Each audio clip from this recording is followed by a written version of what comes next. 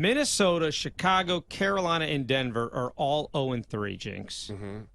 I know that obviously Minnesota won the division last year, so maybe they had a little more expectation coming in this season. But who's been the worst team in the NFL so far? Bears. Bears stink. Yeah. They absolutely stink. They stink. Now, they're only 3.5-point dogs to the Broncos. But my God, I don't even follow the Bears that closely. You don't have to. You know why? Because I'm in D.C. and that's the Bears. That's not smog. That's the Bears. The stench has come all the way to the East Coast. The defense is terrible. The offense is terrible. Justin Fields is not good. And he doesn't even like his coaches, even though he walked it back, and apparently it's my fault. It's the media's fault. It's always the media's fault. Our bad. We didn't say anything. You said it. And now the Bears have to live with the fact, and things can always change, but it's certainly trending like maybe you should not have rolled with Justin Fields, and you didn't have to make a trade, and you could have had someone else. And so now they're just kind of stuck in this position. Well, maybe they're not. Hell, it may not even matter. You guys might be the worst team in football, even worse than the Cardinals right now. You are the favorites to be the worst team in football. Maybe you'll get another shot at a quarterback. But right now, it just seems like they are completely disaligned. The coaches are on the wrong page as the players. Nobody on the team is any good. The fans aren't happy. The vibes aren't good. It's Chicago. The Bears are the worst team in football. Has to be the Bears, because not only are they a putrid team, they also have what appears to be a terrible clubhouse environment. Those two things mixed together, I think, is a recipe for the worst team in football. Because if you look at some of these other teams that are young and kind of struggling, at least it feels like they're a team that has positive vibes. Like, look at the Texans. Like, even though they know they're not going to be one of the best teams in football, they have some young guns on the squad, and it feels like they're, at least happy to be there. Do we think that's the case with the members of the Chicago Bears, where Justin Fields literally called out the coaches, and there's the other allegations about why their defensive coordinator got fired or resigned or whatever happened? So it just feels like a dangerous combo of a team not being great on paper. They weren't good last year either. And then also the vibes being completely askew. So yeah, gotta be the Bears here. It's pretty wild that all the 0-3 teams are playing each other this week. Minnesota and Carolina, Chicago and Denver. So we'll just be down to 2. All right, real quick. Who's the best team in the NFL then right now? Chelsea, you still got some undefeated teams there. Who's your number one? You got the Dolphins at 3-0, 49ers, and Eagles. I was jumping the gun here. I think it's the Niners. Okay. The 49ers look like the best team to me. And if the Eagles didn't have the problem with working in some new coordinators, I do think at the end of the season, the Eagles will continue to be one of the best teams in football. But right now, through 3 weeks, has to be the Niners. Not only are they winning, they're dominating. And once again, what an embarrassment of riches on the offensive side of the ball, where you have multiple guys that can take screen passes on a 3rd and 17 and turn it into a first down. Brandon Ayuk wasn't even playing in that primetime game against the Giants, and they still do plays like that. So I'm going to go Niners. Yeah, I think it's the Niners, man. Defense travels, baby. And as good as the Dolphins look on offense, when you look at the pedigree that the Eagles have, it's impressive. But, man, that Niners defense just looks like they can shut down just about anyone. And Brock Purdy, I think, I was worried that we might have a little bit of regression from him because, look, Tommy John surgery is Tommy John surgery. He looks great. And remember, his ceiling is still not unlimited, but he's still got a ways to go to improve. This guy's played less than a full season in the NFL, which is remarkable to think about. We don't even talk about that. We act like Brock Purdy's been there for 5 years. It's crazy. So, yeah, I'm with you. I think the Niners are definitely the right call. I'll tell you a team to keep an eye on right now, and this is the one team, more than Georgia, more than Michigan, more than Ohio State, that scares me. It is Washington. Nobody is talking about Washington. Michael Penix Jr. probably throws, he and Bo Nix arguably throw the best deep ball in college football. He is right now tied, I believe. I want to make sure I have this right. He and Caleb Williams both tied to win the Heisman Trophy at plus 350. He is playing out of his mind. The Huskies are blowing everyone away. Now, they're about to get tested. Haven't played a conference game yet, at least against a good team. They played California. They whipped Cal last week, 59-32. They're about to get into the meat of that Pac-12 schedule.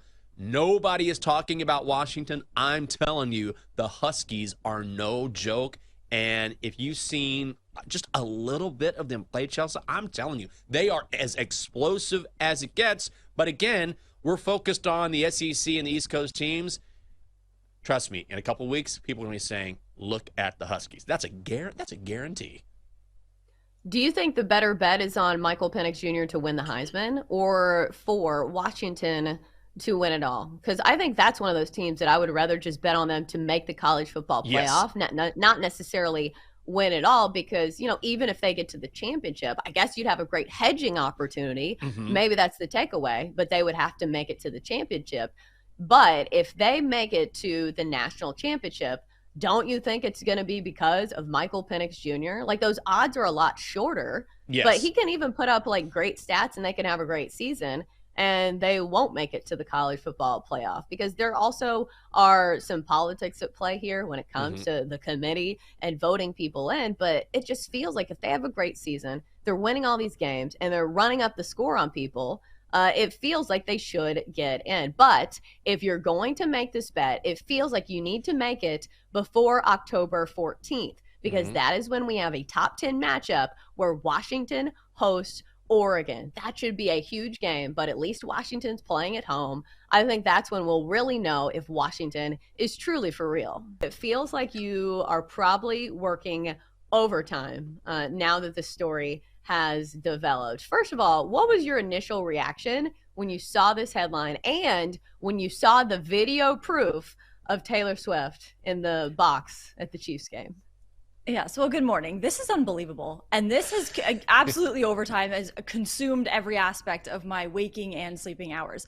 My first reaction upon the trickling news that she will be at the game, I was like, okay, I'll believe it when I see it. Then disappointment upon seeing the news or the reports that it would be tinted glass in the suites. And I was like, oh, we're really doing this now. Then Adam Schefter tweets out, Schefter's all over this, Taylor Swift is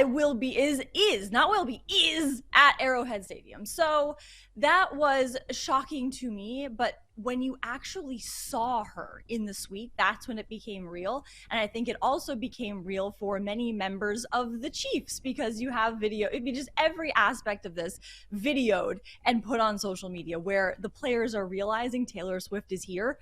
And they're like, oh my goodness, she's actually, you can read their lips saying that's her. And I think they even couldn't believe it. And so my initial reaction was very similar to, as the day played out, my initial reaction was, this is actually happening. This is crazy. Then, as the day played out, kind of went back to what I initially thought about this when the Kelce brothers talked about it on their podcast and the rumors came out, was that this is all fake. This is all a setup. This is not a real relationship. This is a setup that involves the NFL, Travis Kelce, Taylor Swift, Taylor's people, to cross fan bases, because they have succeeded in doing just that. This is so calculated because it worked to a T. You have everyone in the world talking about this. And the piece of proof that solidified this for me, before the Dolphins game, Alex Earl, TikTok star, and now has her own podcast on the Call Her Daddy network. So she's kind of transcending TikTok and everything, but she is dating Braxton Berrios. She was made her Dolphins game debut. The NFL tweeted out a video of her saying, hi, it's Alex. I'm at the Dolphins game. The NFL is trying to cross fan bases and bring in more fans from Gen Z, from that era, that generation, and those fan bases that watch TikTok, that listen to Taylor Swift. And that for me solidified it, because that is what they like. Why would you tweet that otherwise? Nobody really knows who in that world who she is. People I talk to have no idea who she is. So tweet that video from the NFL account is huge. So that solidified it for me of what they are really trying to do here, is bring in more people like that so that the fan bases are all crossed. Taylor Swift, the biggest, as Belichick said, the biggest catch of them all, not only for Travis Kelce, but for the NFL. I was early in the show singing the praises of Washington because the Huskies look so good this season. laying 18.5 against Arizona. You going with a side or a total here? I'm going up the side, and Jenks, it looks like we can still get 17.5 over a bet MGM, which I'm loving. I'll take that. I like Washington here. Huskies are just destroying teams. They just beat Cal by 27, and I think Arizona's kind of the same caliber as Cal. Arizona also barely just got past Stanford last week, and Stanford is not good at all. One of the worst teams in the Pac-12. Michael Penix Jr. has been unbelievable. I have a future on him to win the Heisman. I think he's throwing like 400 yards per game and 16 touchdowns, only 2 interceptions. Those 2 came last week, so not great there. But I just think this Washington team has so many weapons offensively. They're also pretty solid defensively as well. So they should just continue to destroy teams. And I kind of feel like Washington's not being talked about quite as much as some of the other teams in the Pac-12. I mean, you have USC with Caleb Williams, and obviously there's a bunch of attention there for good reason. Former Heisman winner. You have Oregon, Bo Nix. Their offense has been unbelievable this season, and then obviously all the attention around Colorado. But Washington kind of feels to me like they're flying under the radar a little bit. So I think we're still getting value, even backing them with these big numbers. So laying 17.5, not a problem. I think the Huskies cover that easily.